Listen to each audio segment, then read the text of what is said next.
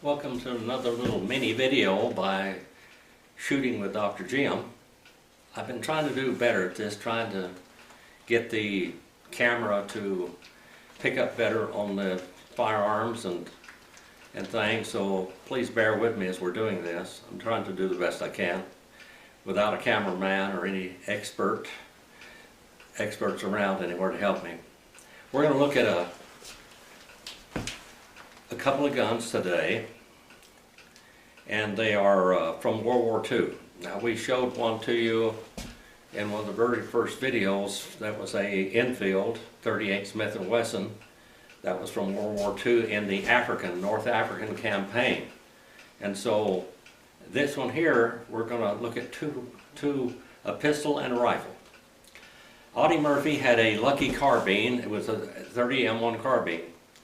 He usually had two 30-round magazines taped together, and you could shoot 60 rounds without having to completely reload, and he would slip it in, and I'll show you that. They were taped together like this. He'd put one in the rifle, and then when it was shot out, then he would flip it over and put the other one in like that, and they were taped together like that. This is a 30 M1 rifle. It's a .308 diameter bullet, about the size of a .357 Magnum in length, but smaller in diameter. These rifles were handy to carry because the bullets didn't weigh so much. The bullets were about 110 grain bullet and full metal jacket. Audie Murphy carried that gun a lot. He'd use the Thompson submachine gun, but he carried the Lucky carbine a lot. It had a busted stock on it. He taped it together, wired it together and all of that, and yet he used it through most of his campaigns.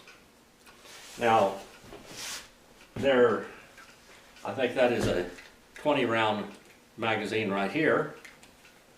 They're all loaded with these little bullets. Basically, the case is just a little bit larger than the bullet itself. It's not very heavy.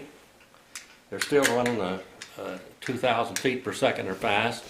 You got about a ability to kill a man about 300 yards with this pretty effectively, and that's what they were. You know, that they killed people. That's what they did in the war.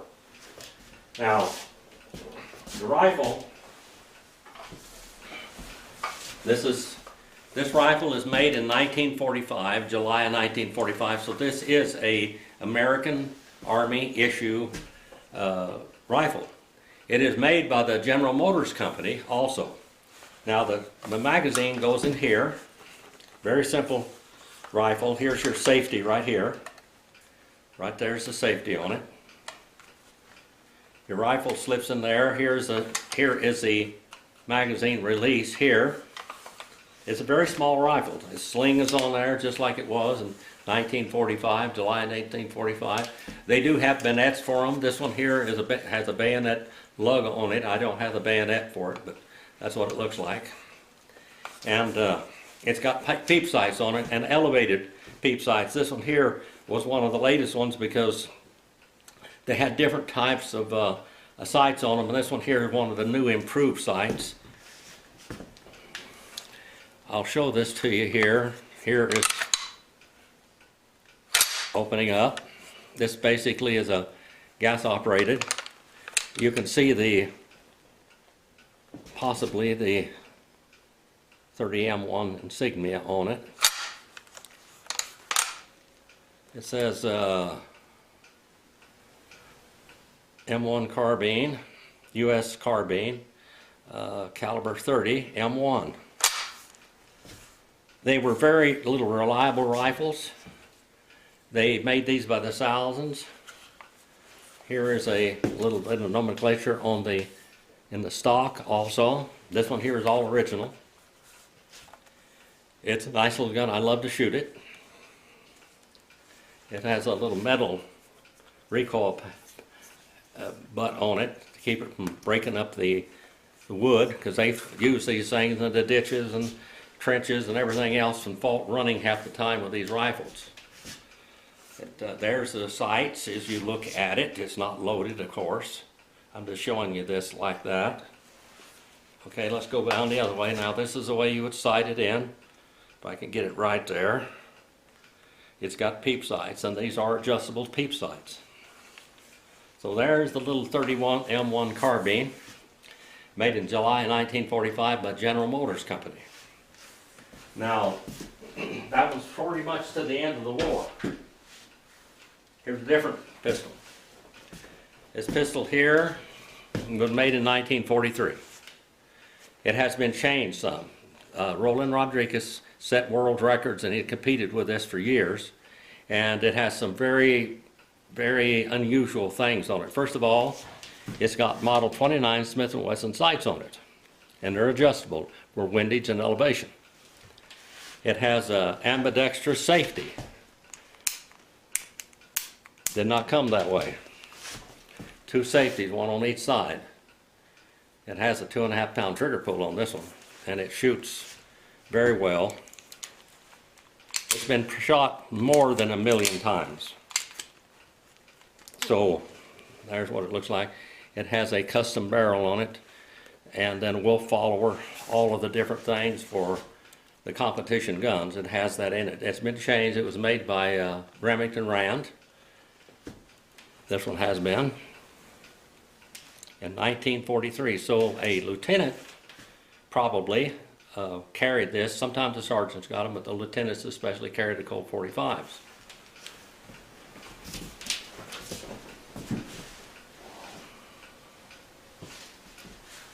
Here's the magazines for it, right here. Of course, they were 7 and 8 round magazines back then. Now they've got larger capacity magazines, but this one here, I think they were 7 round magazine. This one here is a Colt 45 Auto 8 round magazine. I will shoot these later when the weather is. It's about 21 degrees outside last night, or today.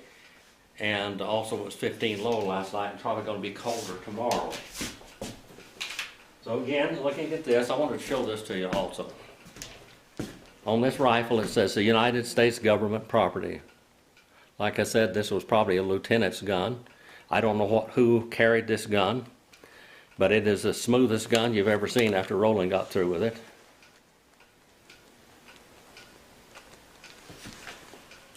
And of course with all the options to it.